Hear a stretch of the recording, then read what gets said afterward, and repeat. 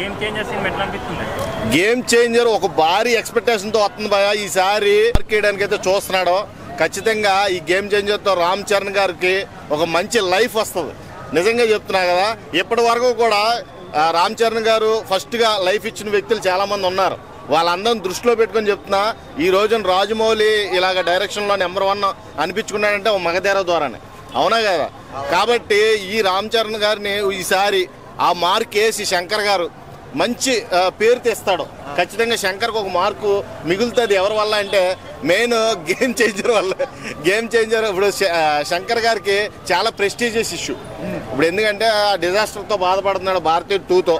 అలాంటిది చాలామంది కామెంట్స్ ఏంటంటే ఇది కూడా ఫ్లాప్ అయిపోద్దేమో, రామ్ చరణ్ కూడా ఫ్లాప్ ఇస్తాడేమో శంకర్ అని అందరూ కూడా ఎవరికి నోటుకు వచ్చినట్టు వాళ్ళు మాట్లాడుతున్నారు. కాబట్టి ఇది అలా జరగదు కూడా. శంకర్ గారు కూడా బాగా వర్క్ చేస్తున్నారు సీరియస్గా.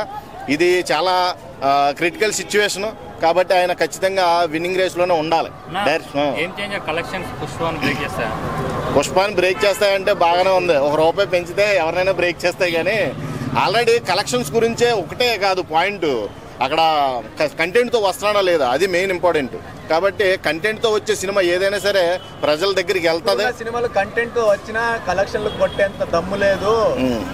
బయట బాగా ఫైర్ ఉందంటున్నారు. వైల్డ్ ఫైర్ ఎన్నాళ్ళు ఉంటుంది చెప్పు.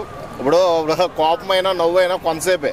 కాబట్టి ఏదైనా జనరేషన్ మారే కొద్ది టెక్నాలజీ పెరుగుతుంది, దానికి సంబంధించిన గ్రాఫిక్స్ ఎలివేషన్స్ వస్తాయి.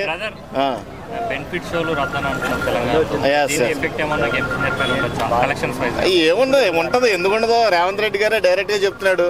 బెనిఫిట్ షోలు మొత్తం ప్రీమియర్ షోలు మొత్తం కూడా ఏదైతే ఉందో బెనిఫిట్ షోలు మొత్తం క్యాన్సిల్ చేయండి, వీటి వల్ల చాలా మందికి ఇబ్బంది అవుతుంది, ఒక కుటుంబం కూడా ఇలాగ అయ్యింది కాబట్టి ఆపేసండి అని చెప్తున్నాడు. కాబట్టి ఆపేయవచ్చు. ఇప్పుడు సీఎం చెప్తే ఎవరైనా పాటిస్తారు.